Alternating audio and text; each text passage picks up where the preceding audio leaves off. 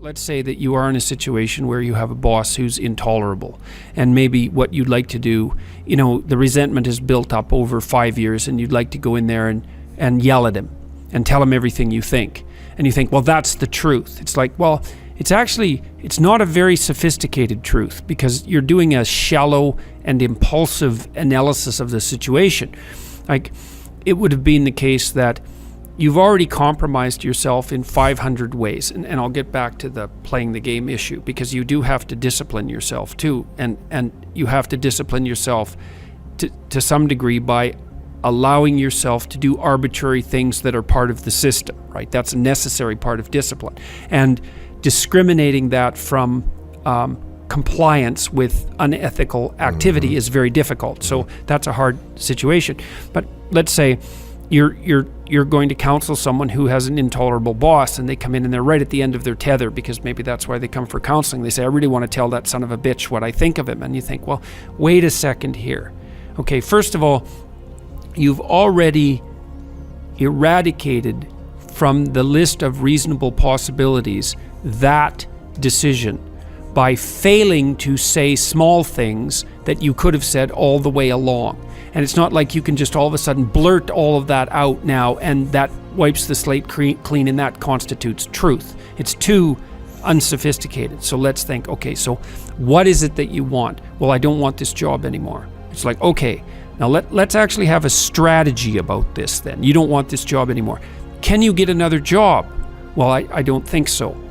Well, so you can't just quit. Well, no, I can't, because then I don't have any money and my family depends on the job. It's like, okay, so you can't just stop this. That's not a viable solution. You go out of the frying pan into the fire, or you substitute one set of unethical actions for another set of unethical actions that are even worse. That's not helpful. All right, so let's start thinking about what exactly it is that you want. It's like, well, maybe I want a better job. I want to work for someone who's more reasonable. Okay, so what's stopping you? Well, I don't have my CV in order. My resume isn't up to date. Well, why is that? Well, I haven't done it for 5 years and I don't like doing it. Well, why is that? Well, because I'm kind of embarrassed about it, because it has holes in it and it shows where I'm lackadaisical and where I'm not prepared. It's like, okay, how many things are there like that? Well, there's a bunch of things, and they're all associated with how I've procrastinated in the past.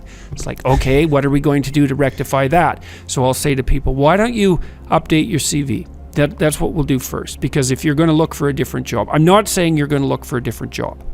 But if you're going to look for a different job, you're not going to unless your CV is updated. Yeah. And so why don't you go? You're also not going to unless you can get a good recommendation from this boss that's a tyrant. Yeah. And well, so that's right. You got to play the game. There's sometimes. 10 strategic actions that you're going to have to take in order to make yourself able to move laterally or up. And the truth isn't going in and yelling at your boss and telling him everything you think about him. The truth is trying to figure out the very, very difficult process of how you put yourself in a better position.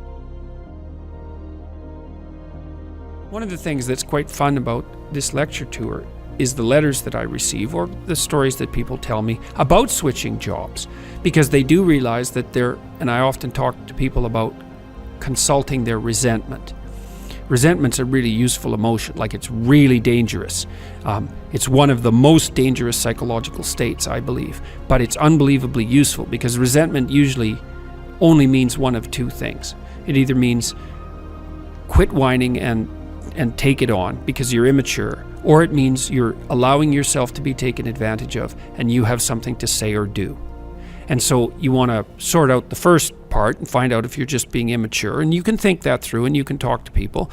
But if it's the second, it's like, no, you've compromised yourself in a variety of ways and you have to figure out how to get out of that. And if you're resentful, that's evidence that you have in fact done that.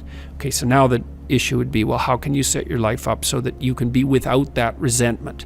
And so that's when you start to develop a strategy for, there's actually an adventure in this too. I mean, I've had a number of clients who have been in jobs that they didn't like at all. And, they were tyrannized by someone, for example, and they were also working below their hypothetical level. And we'd put together a plan. It's like, okay, you're going to make 3 times as much money in 5 years.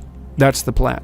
But that's not going to be simple. So there's education. You got to educate yourself, maybe formally, because you've got holes. You got to fix up your resume. You've got to You've got to overcome your fear of being interviewed. You have to start sending out like 50 resumes a week on a regular basis and be prepared for a 99% rejection rate. You're going to look for a different job. It's probably going to take 6 months to a year, and almost all of that is going to be rejection. And you've got to steel yourself for that and prepare. And maybe this is going to be a 3-year process. It's no trivial thing, but it's almost inevitably, I can't remember a single example where the consequence of that very careful, detailed, strategic thinking wasn't a massively substantive improvement in socioeconomic positioning and a great movement towards an improving trajectory.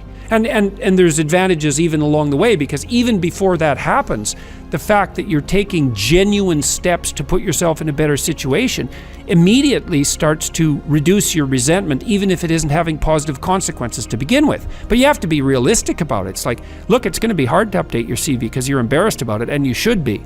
Right? It's no wonder you're embarrassed about it. And then, well, of course you don't want to go be interviewed because you're not very good at it, and there's holes in your story, and you can be made nervous easily, and you're not a very good advocate for yourself. So there's a lot of improvement that needs to be done there. And then you have to withstand the punishment of being constantly rejected when you apply for jobs, because the baseline rejection rate, for the typical job applicant is like 99%. It's like the rejection rate for everything. Is this going to work? No. But if you do it 100 times, it might work once. That's all you need. That's exactly it. You only need that once. And so the truth there isn't to yell at your boss. The truth there is to get your life together. Yeah. Play the game. You got to play the game sometimes to get a strategic win, to me. And another interesting thing here is, as I say, you don't want to surround yourself with yes men when you're in a leadership position. You also don't want to be your own personal yes man that just thinks you're great and agrees with everything that you're doing and won't tell yourself the hard truth. You can't lie to yourself. Every little one of those things that you just listed off are the kind of things that people just lie to themselves and say, you know what, well, you don't really need that. That person didn't learn anything in that course. Why should I go to it? That it's like, if you don't tell yourself the truth about what your situation is, it's going to be problematic. Just like if you don't have people on your team above you or below you in the chain of command that tell you the truth, that's going to be problematic as well. One of the rules of thumb that I think is worth abiding by, and I guess this is something that makes me somewhat conservative in some ways, is that you should do what everyone else does unless there's a very good reason not to. And I think that's the same idea that you're putting forward, which is that if you do fight back against everything, then you're just a rebel without a cause, right? And you discredit yourself entirely. And if you accept everything, well, then you're not even there. And so there's some judicious analysis of the situation that helps you understand when the time for action is right. And most of the time, what you're doing in life is you're doing what other people do, and that's going along with the game. That's part of being socialized. But there's going to be times when the right thing to do is to break a rule and to do it very carefully. And so, there's a scene. I think this is a New Testament scene, but it might be in some of the apocryphal writings. I don't remember. So Christ is walking down the road on the Sabbath, and there's a ditch by the road, and it's very hot. And in the ditch, there's a hole, and in the hole, there's a sheep. And so the sheep is stuck in the hole, and this shepherd is trying to get the sheep out of the hole. And Christ walks by and he says, if you don't understand what you're doing, you're a transgressor of the law and you're cursed. But if you do understand what you're doing, then you're blessed. So it's a perfect example of that, because it's like, if you're, okay, now here's your situation. You're a shepherd and you're supposed to be taking care of that sheep, right? But it's the Sabbath day, so you're not supposed to be working. Now, if you have decided, you've thought this through, you think it's the Sabbath day, this is something that everybody needs because everybody needs to take a rest. And this is a rule I shouldn't break because everybody needs to take a rest or things degenerate. And I understand that, and I have a lot of respect for it. But I think that in this situation, it's still morally appropriate for me to break that rule in this slight way and get this poor sheep out of this hole than well, Christ's judgment was, well, then you're exactly on the right track. But if you're doing it carelessly and stupidly, you're breaking that rule. Then you're a transgressor of the law and you're cursed. And I think that's exactly at the essence of what you're describing. It's like you play by the rules, but then there's a meta rule, which is now and then you break the rules. And you do that very, very carefully, because when you break the rules, you're breaking the rules. And the rules are what keep peace. They're what keep peace and order. And so you break them only in the service of a higher peace and order.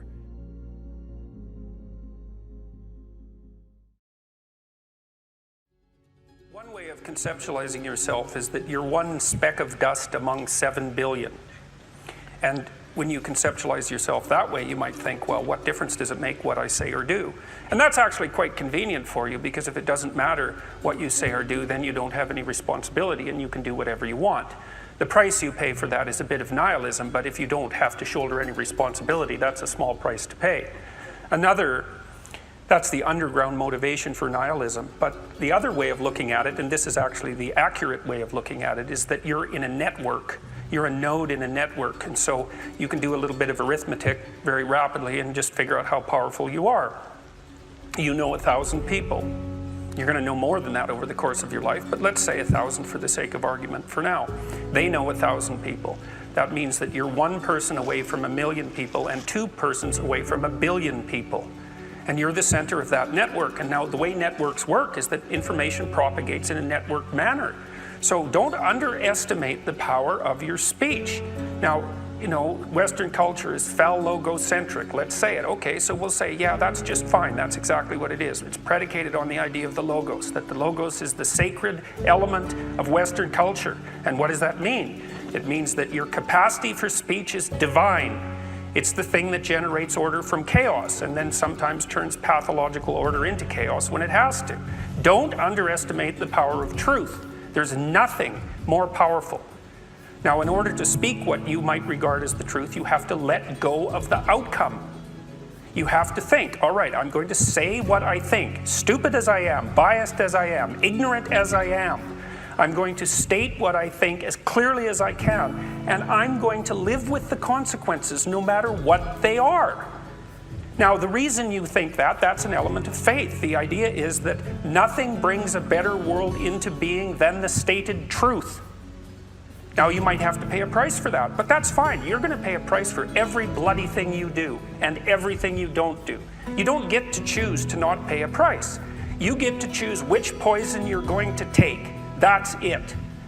So if you're going to stand up for something, stand up for your truth. It'll shape you, because people will respond and object and tell you why you're a fool and a biased moron and why you're ignorant. And then if you listen to them, you'll be just that much less like that the next time you say something. And if you do that for 5 years, you'll be so damn tough and articulate and able to communicate and withstand pressure that you won't even recognize yourself. And then you'll be a force to contend with. It's almost impossible to provide people with enough protection so that they feel safe to speak. Okay, so we'll address that directly. It is not safe to speak, and it never will be. But the thing you got to keep in mind is that it's even less safe not to speak, right? It's a balance of risks. It's like you want to pay the price for being who you are and stating your mode of being in the world, or do you want to pay the price for being a bloody serf, one that's enslaved him or herself? Well, that's a major price, man. That thing unfolds over decades, and you'll just be a miserable worm at the end of about 20 years of that, right? No self-respect, no power, no ability to voice your opinions, nothing left but resentment because everyone's against you, because of course you've never stood up for yourself. It's like, say what you think carefully, pay attention to your words. The price is, it's a price you want to pay if you are willing to believe that truth is the cornerstone of society. And in the most real sense, if you're willing to take that leap, then tell the truth and see what happens. And nothing better could possibly happen to you. There'll be ups and downs, and there'll be pushback, and there'll be controversy and all of that, but it doesn't matter. The truth is what makes the world, the truth is what redeems the world from hell, and that's the truth. And we saw plenty of hell over the last 100 years, you know, and we haven't learned a bloody thing from it.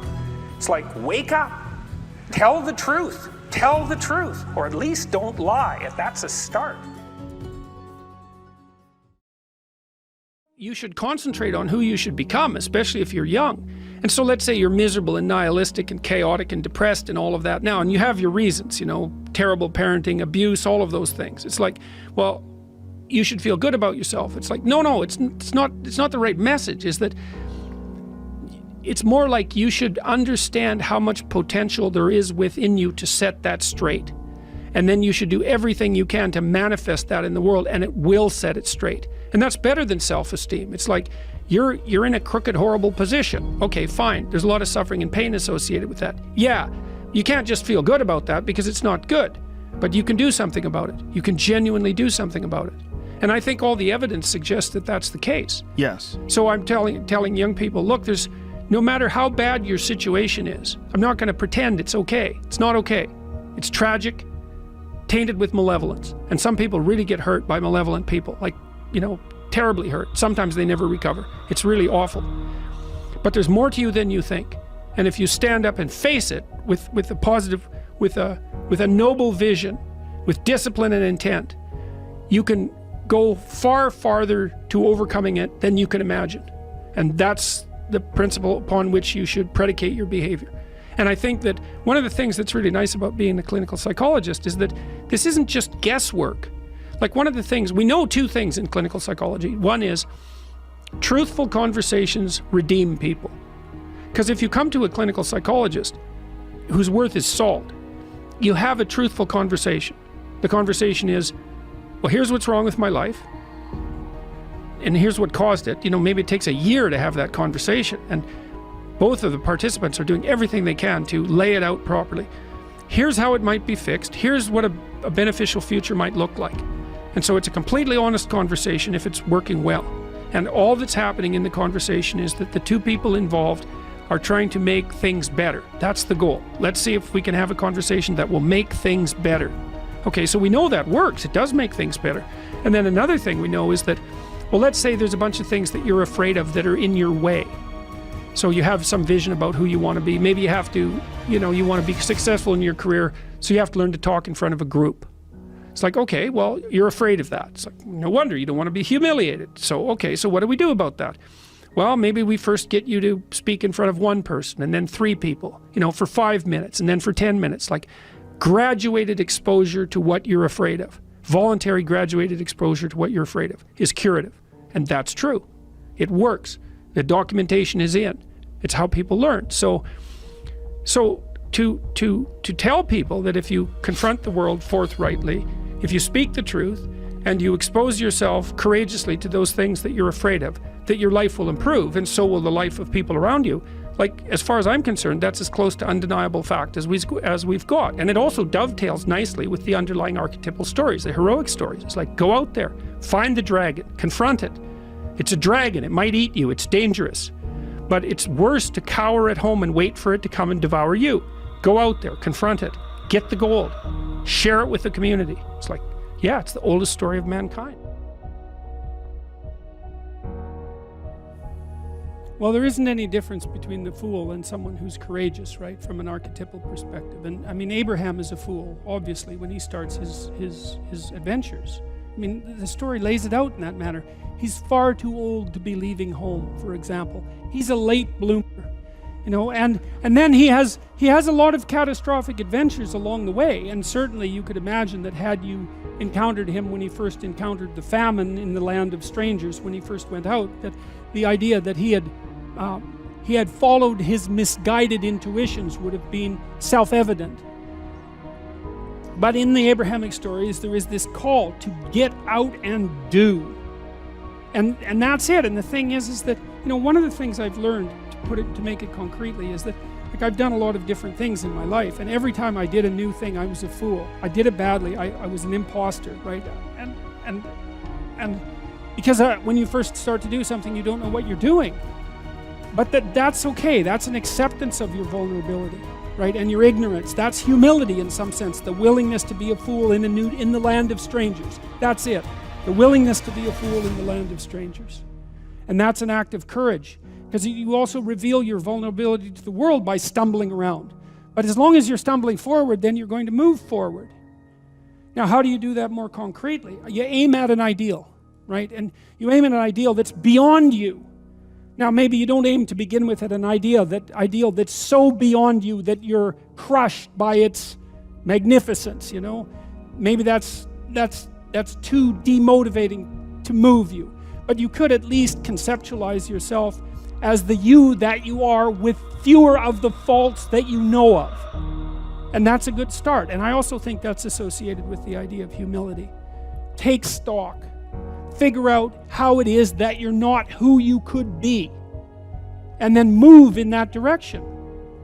And accept the consequences. You know, you're going to get slapped a lot. But maybe with each slap you'll straighten up a little bit. Especially if you listen even to the people who are slapping you. Because sometimes they're the ones who can reveal for you very quickly where it is that you're weak and insufficient, so that you won't have to be that way in the future. If you're reasonably articulate, like, start talking and sharpen yourself up. I mean, the enemy is a cloud. They're a cloud of gnats. They're only courageous in groups. They're only courageous in mobs. If you stand your ground and don't apologize and articulate things properly, they'll disperse around you like they're not even there. So most of it's illusion. So don't be afraid, but be afraid of the right thing. And the right thing you should be afraid of is not saying what you say, because that's the same as not being. And here you are, suffering away. You might as well be at the same time. At least then there's something to you.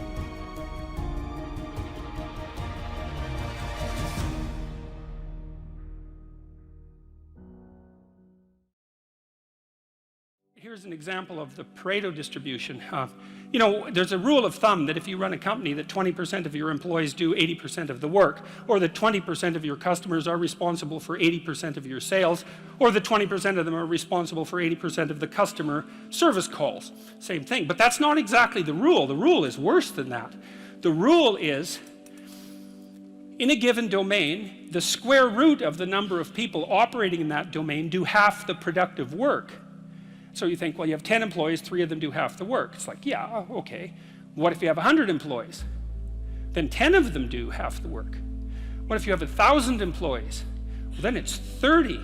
And if it's 10,000 employees, then it's 100. And this actually turns out to be a rather ironclad rule.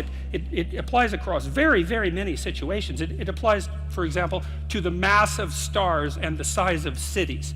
So you can see how universal it is as a law. And it's something like those that have more get more, and those that have less get less. That's the Matthew principle, right?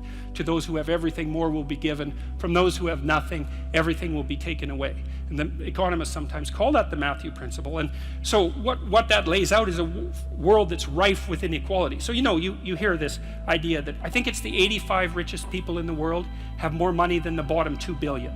That's a Pareto distribution phenomena. And you might say, to hell with capitalism for producing that. It's like, sorry, you got your diagnosis wrong. It's a natural law. It's no matter what society you study, you get a Pareto distribution of wealth. You get a Pareto distribution of number of records recorded. You get a Pareto distribution of number of songs written or goals scored. Like any creative product has that characteristic. And it's partly because as you start to become successful, let's say, people offer you more and more opportunities. And as you start to fail, people move away from you and you plummet.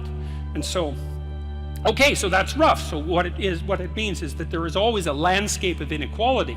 And I'm not saying that we shouldn't do anything about it, although I am saying that we don't know what to do about it. That's the thing, you know, because you can modify the Pareto distribution of wealth, let's say, but we don't know how to do it without maybe disrupting the system so completely that it collapses, which is what happened in the Soviet Union, for example, and in Maoist China. They were trying, at least in principle, to adjust inequality, but the cure was far worse than the disease. And the truth of the matter is, we actually don't know technically how much inequality there has to be to generate wealth. We can guess, and you could say, well, there should be less, and you might say, well, there should be more. If you're left-wing, you'd say less, and if you're right-wing, you'd say, well, we'll just let the inequality flourish. But we do know that it's inevitable, and we also know that we don't know how to regulate it. So, there is inequality. What that means is there's always going to be people around that are better at something than you are. And that's a problem, because you can get jealous and you can get bitter and you can get resentful, and worse, you can get hopeless. I have this friend of mine. He told me something so funny. He was decrying his lack of success in the world, and he compared himself to his roommate.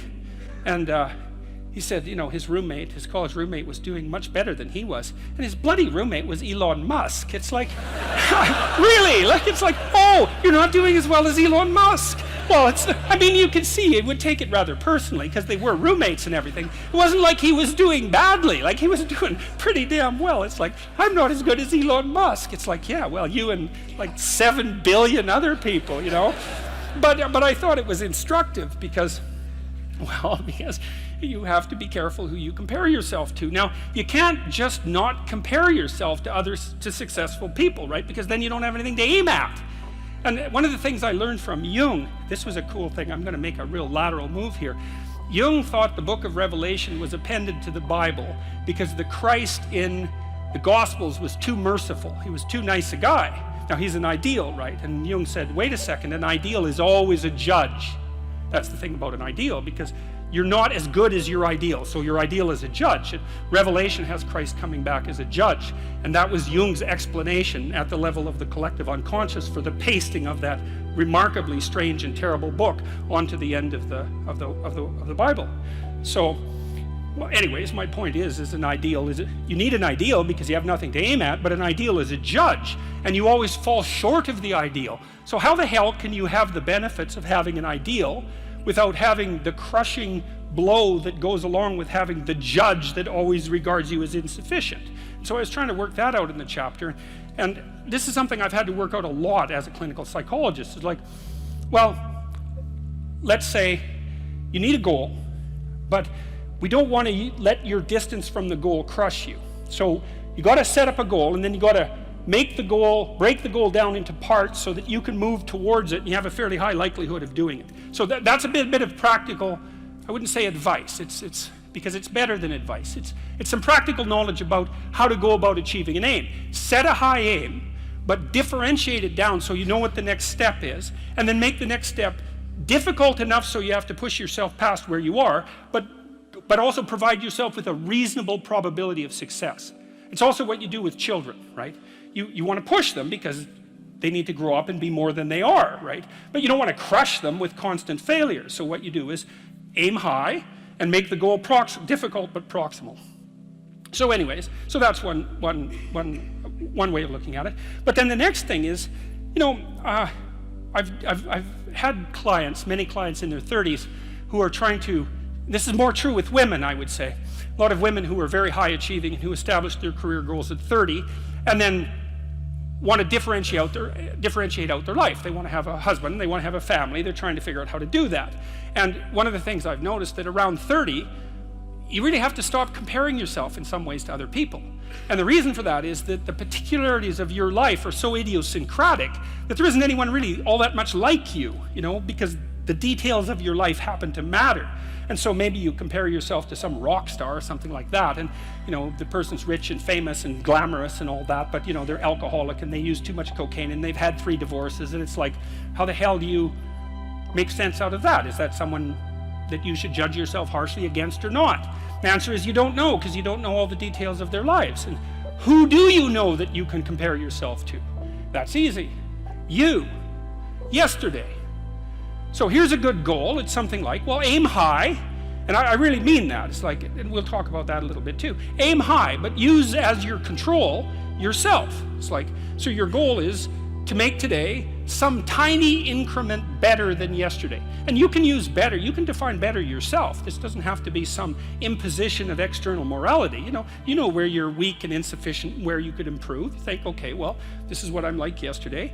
If I did this little thing, things would be just an increment better. And, well, that's a great thing because you get the ball rolling, and incremental improvement is unstoppable.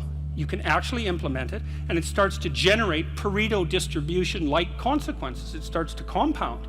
And I've seen that happen in people's lives over and over. Well, people write me all the time and tell me that they're doing that, but I've seen that happen in people's lives continually. They make a goal, a goal that, the goal should be, how could I conceive of my life so that if I had that life, it would clearly be worth living, so I wouldn't have to be bitter, resentful, deceitful, arrogant, and vengeful. Like, that's sort of the bottom line, right? Because that's what endless failure does to you. It's not good. And that's what life without purpose and a goal does to you as well, because life is very hard. So you think, okay, well, I need to adopt a mode of being that would justify my suffering. And you can ask yourself that question. What would make this worthwhile? I quote Nietzsche, I think, in that chapter. He said, "He who has a why can bear almost any how." That's a lovely line, man. I mean, it's a lovely line. And it's really worth thinking about. So you think, well, how do I manage all this misery and suffering and futility? It's like, well, I need to figure out what I would have to do in order to make that clearly worthwhile. And so then you have your goal, and then you think, well, I need to move towards that incrementally, because I'm kind of useless and can only do so much, and maybe not even that. But all I have to do is be a little bit better than my miserable self yesterday. And that'll propel you forward very rapidly, and you can succeed at it, which is also really lovely, because why not set yourself up for success, because otherwise you'll droop around like a number 10 lobster, and that's just not good. You get all pinchy when that happens, and it's not a good thing. There's this cat that lives across the street from us called Ginger, and Ginger's a Siamese cat, and cats really aren't domesticated, technically speaking. They're still wild animals, but they kind of like people. God only knows why, but they do, And so Ginger will come wandering over, and our dog looks at her, but they're friends. And then she'd kind of mosey over and let you pet her if she was feeling like it that day. And, you have to look for that little bit of sparkling crystal in the darkness when things are bad. You have to look and see where things are still beautiful and where there's still something that's sustaining. And, you narrow your time frame, and you be grateful for what you have. And that can get you through some very dark times, and maybe even successfully if you're lucky. But even if unsuccessfully, then maybe it's only tragic and not absolute hell. And you can do that, in the worst situation. You can make it only tragic and not hell. And there's a big gap between tragedy and hell. There's nothing worse at a deathbed than to see the people there fighting. The death is bad enough, but you can take that, as terrible as it is, and make it into something that's absolutely unbearable. And maybe, I think, and this is sort of what I closed the book with, is this idea is that if we didn't all attempt to make terrible things even worse than they are, then maybe we could tolerate the terrible things that we have to put up with in order to exist. And maybe we could make the world into a better place, and it's what we should be doing and what we could be doing, because we don't have anything better to do. And that's what the book is about. And that's the end of 12 Rules for Life. Thank you.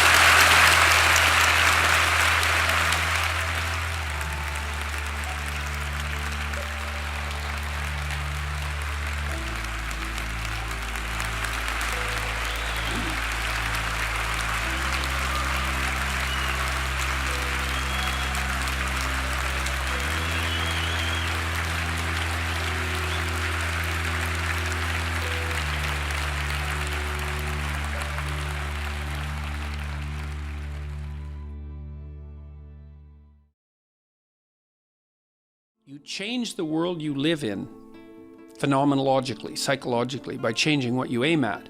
And the reason for that is that you can't see much of the world. There just isn't enough of you. You have to ignore most of the world. Mm-hmm. I mean, obviously, you not paying attention to what's going on in the country next to you in any real sense.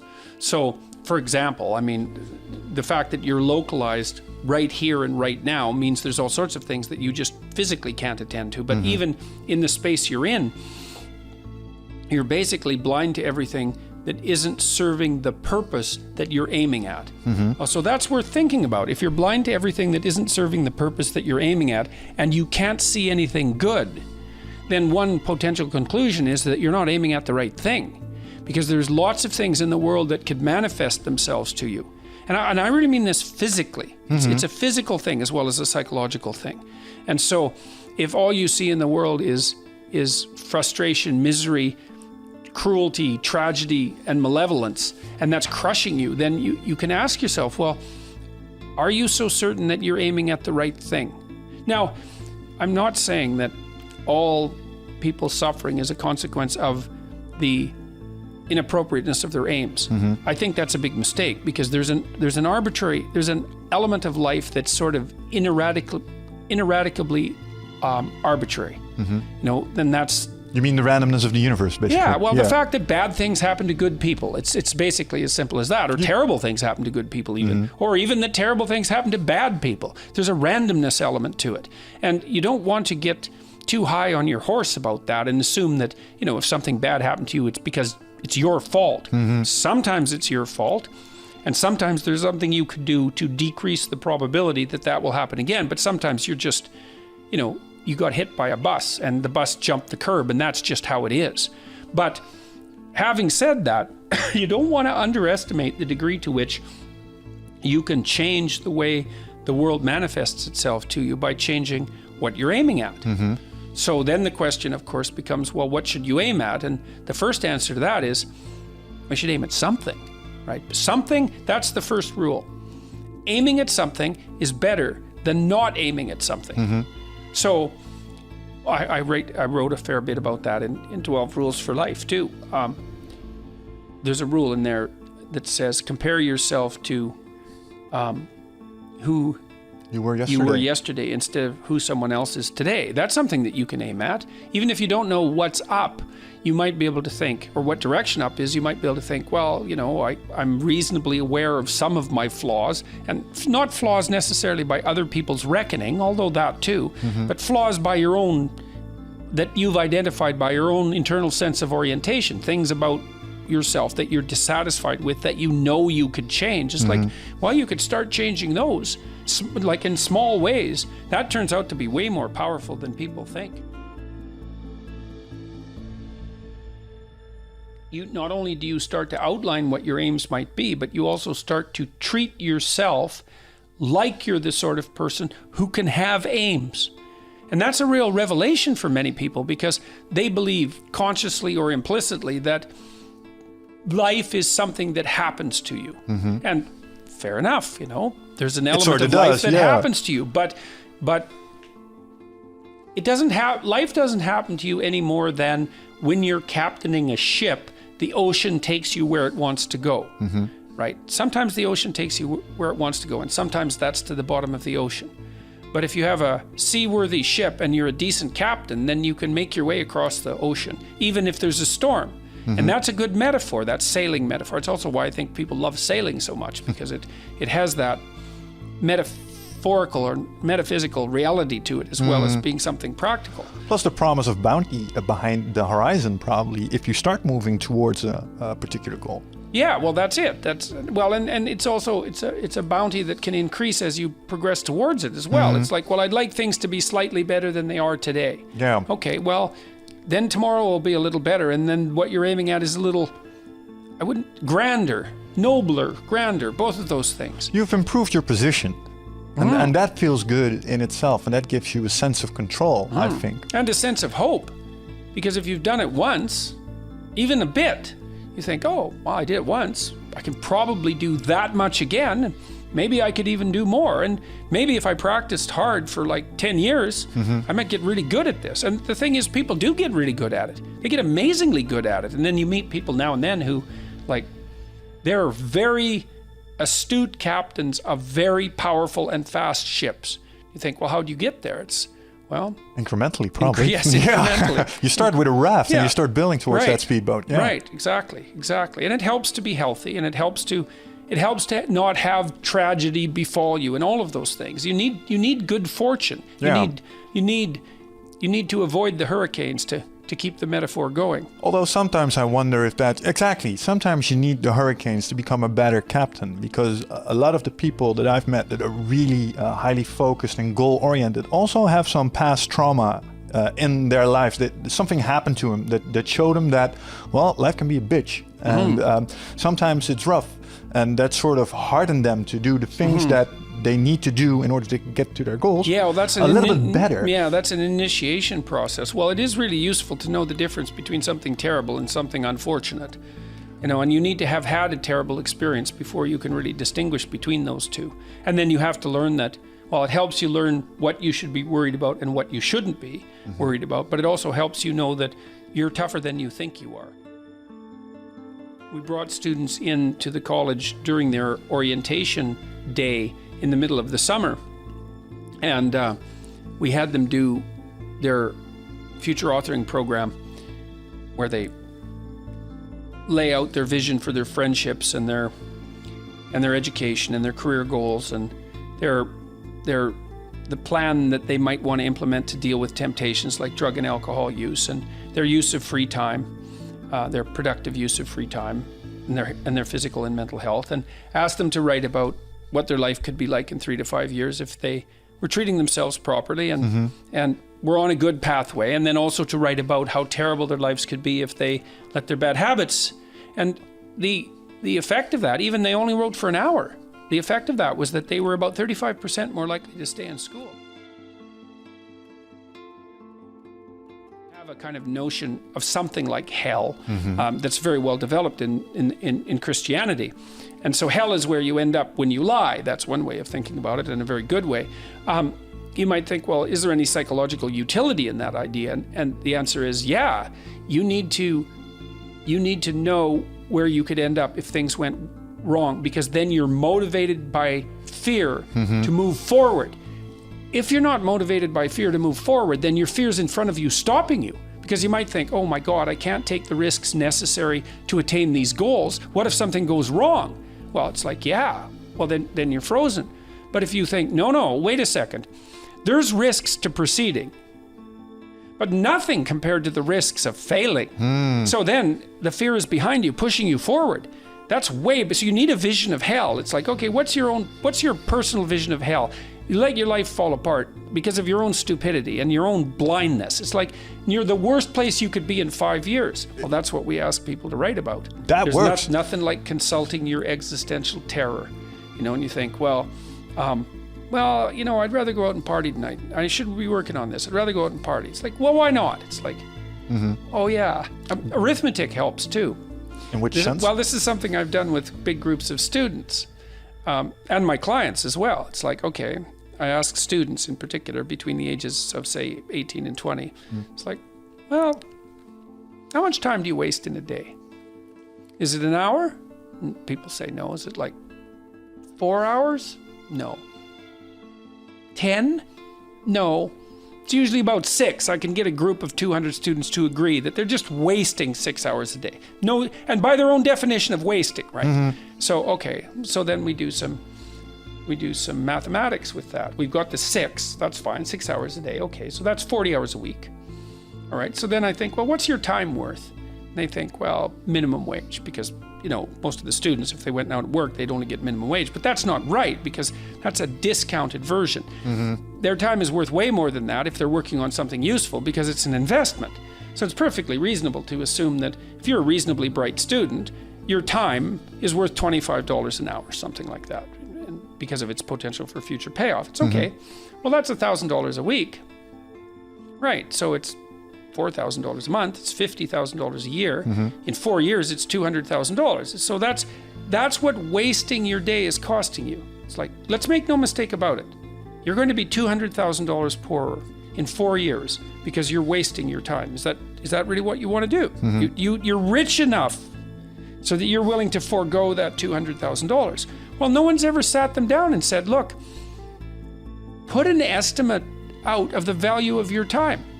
Figure out how much of it you're wasting, and then ask yourself if you really think that that's a good idea.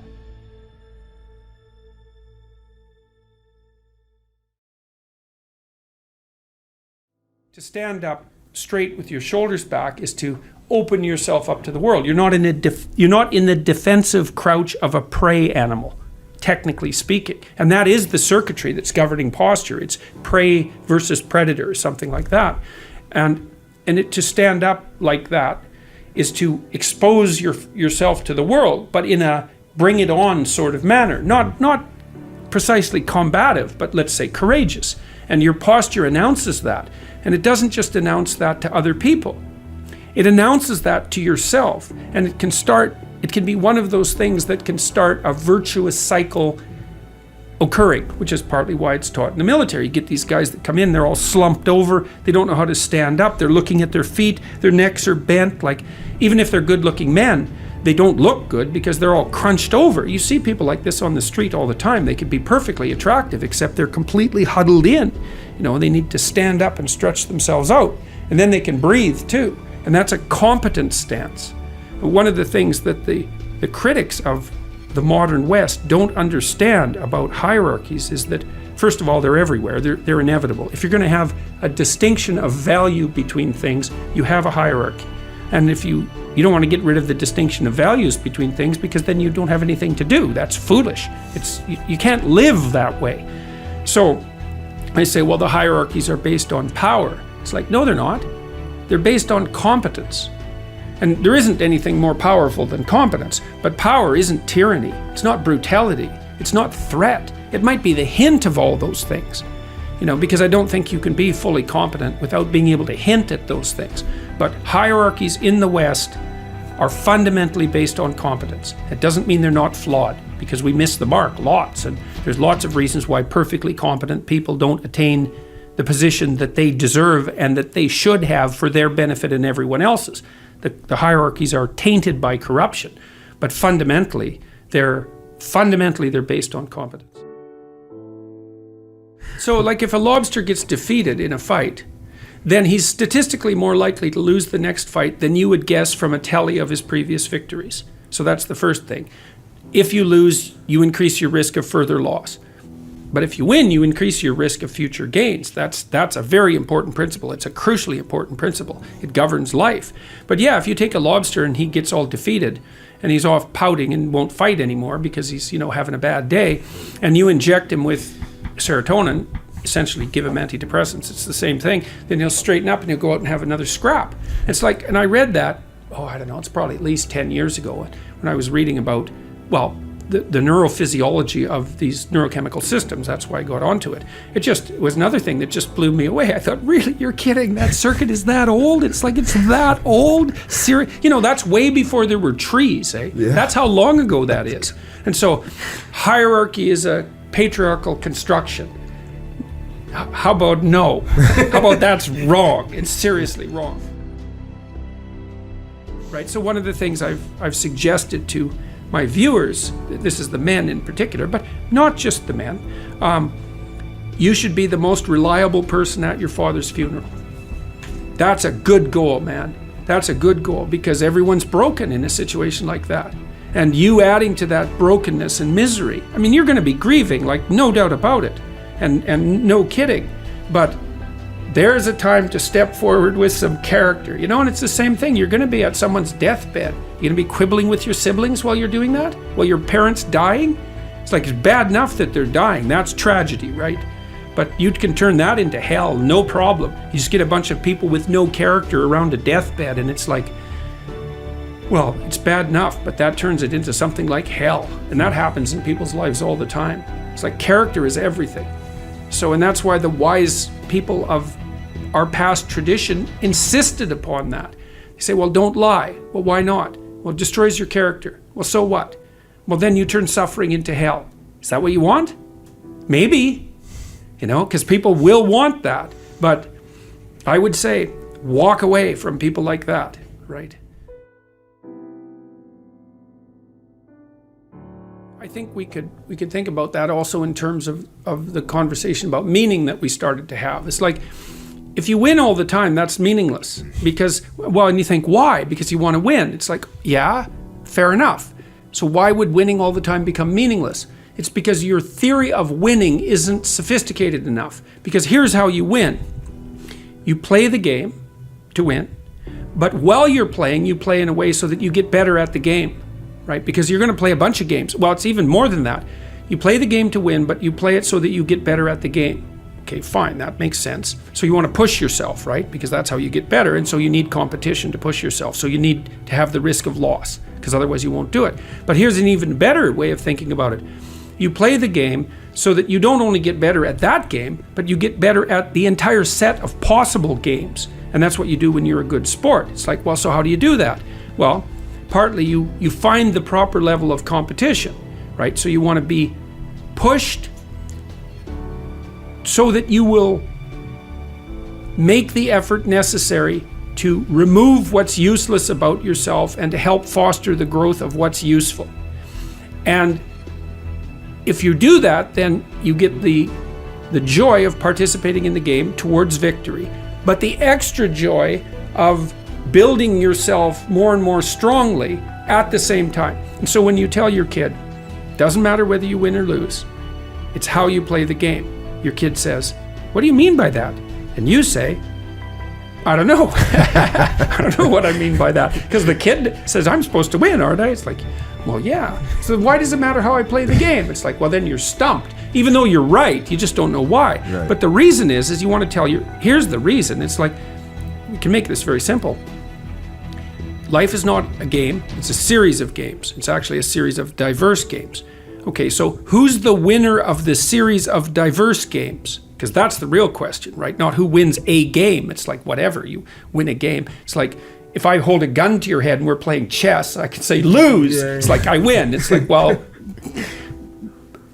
that's not helpful, obviously. So you want to teach your kid, you want to help your kid learn to be the winner of the set of diverse games. Okay, so what does that winner look like? Well, here's the first clue. That's the person who keeps getting invited to play. So because you win. If people invite you to play all the time, you have opportunities coming to you just nonstop. And maybe, like, let's say you have 50 opportunities and each of them are potentially 50% for you and 50% for the other person. You think, well, that's a pretty good deal. And then you think, well, wait a minute, let's flip this around. So it's like 60% for the other person and 40% for me. I'm going to go overboard in the generosity. You think, well, then what happens? Well, then instead of having 20 opportunities at every moment, you have like 50 opportunities at every moment. And that's what you want for your kids, is you want all the invisible doors around them to open. And you do that by saying, play nobly, right? Pay attention to your teammates. Pass the damn puck so they get a chance, right? Even if you're the best player on the team, help the people on your team develop. Don't grandstand, right?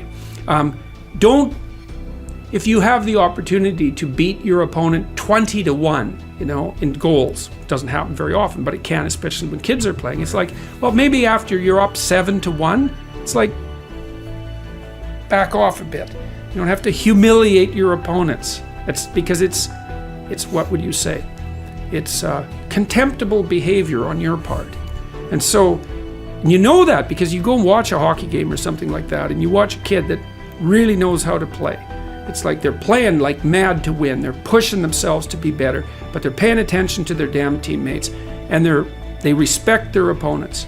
And you think, well, that's a hell of a kid there. It's like, yeah, that's exactly right. That kid's going somewhere. What you want to do is, for your child, is that you want the best for the best in them.